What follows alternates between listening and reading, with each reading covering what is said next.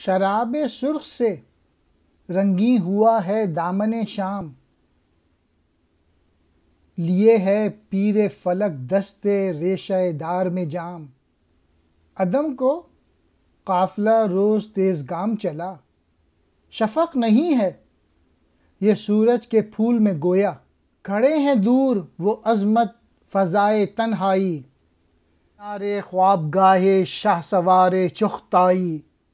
فسانہ ستم انقلاب ہے یہ محل، کوئی زمان سلف کی کتاب ہے یہ محل۔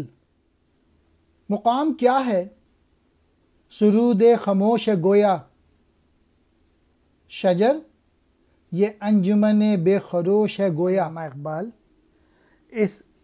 ان اشعار میں شام کے متعلق بتاتے ہوئے بتاتے ہیں کہ شام کا جو دامن ہے وہ سرخ ہو گیا ہے اور بوڑھا آسمان اپنے کانپتے ہوئے ہاتھ میں شراب کا پیالہ تھامے ہوئے ہے۔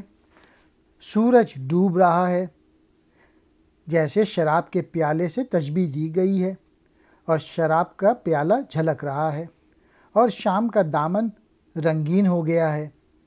یہ شفق کو سورج کے پھول معلوم ہوتے ہیں۔ یہاں پہ شہنشاہ جہانگیر کے مقبرے کے مینار نظر آ رہا ہے، جو اپنی عظمت اور شان کے ساتھ اس تنہائی میں موجود ہے۔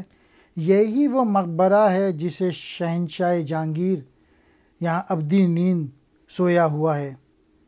یہ مقبرہ دیکھا جائے تو انقلابات زمانہ اور اس کے ظلم و ستم بتاتا ہے، بلکہ ماضی کی تاریخ سے بھی تعبیر کیا جا سکتا ہے۔ یہ مقبرہ تو حقیقت میں ایک خاموش نغمے کی طرح ہے، اور یہاں جو درخت موجود ہیں وہ ایسی محفل کی طرح ہیں جہاں کسی ہنگامے کا عمل دخل نہ ہو۔ دامن شام، شام کا پلو۔ پیر فلک، بزرگ آسمان۔ دست ریشہ دار، کانپتے ہوئے ہاتھ۔ جام کہتے ہیں شراب کا پیالہ۔ عدم، فنا کو۔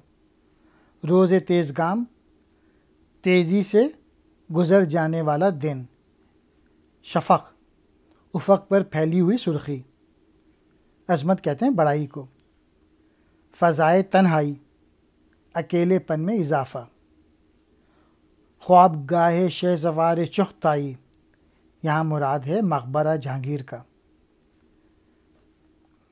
فضائے تنہائی، اکیلے پن میں اضافہ۔ زمان سلف، گزرا ہوا زمانہ۔ سرود خاموشی، وہ گیت جس میں آواز نہ ہو۔ شجر، درخت کو کہتے ہیں۔ بے خروش یعنی خاموشی جس میں کوئی شور نہ ہو۔ رواں ہے سینہ دریا پہ ایک سفینہ تیز، ہوا ہے موت سے ملا جس کا گرم ستیز۔ سبک روی میں ہے مثل نگاہ یہ کشتی، نکل کے حلقہ حد نظر سے دور گئی۔ جہاز زندگی آدمی رواں ہے یوں ہی، ابد کے بحر میں پیدا یوں ہی، نہاں ہے یوں ہی۔ مقبرے سے ہٹ کے علامہ اقبال کی نظر دریا پر چلی جاتی ہے اور کہتے ہیں کہ راوی میں کشتی تیزی سے چلی جا رہی ہے اور اس کے ملا نے دریا کی لہروں سے زور آزمائی شروع کر دی ہے۔ اب علامہ اقبال اپنے میسج کی طرف آئے، مین میسج کہ انسان کی جو زندگی کا جہاز ہے وہ بھی اسی کشتی کی طرح ہے کہ چلا جا رہا ہے سمندر میں، کبھی ظاہر ہوتا ہے اور کبھی آنکھوں سے اوجھل ہو جاتا ہے۔ جہاز زندگی آدمی رواں ہے یوں ہی، ابد کے بحر میں پیدا یوں ہی، نہاں ہے یوں ہی۔ کہتے ہیں ہمیشگی۔ اقبال نے اس شعر میں کشتی کی طرح جو کہ دریا پہ چل رہی ہوتی ہے، اس طرح سے انسان کی زندگی کو بیان کیا ہے کہ انسان اپنی طبی عمر تک پہنچنے کے بعد ہر چند کے نظروں سے اوجھل ہو جاتا ہے، تاہم فنا نہیں ہوتا۔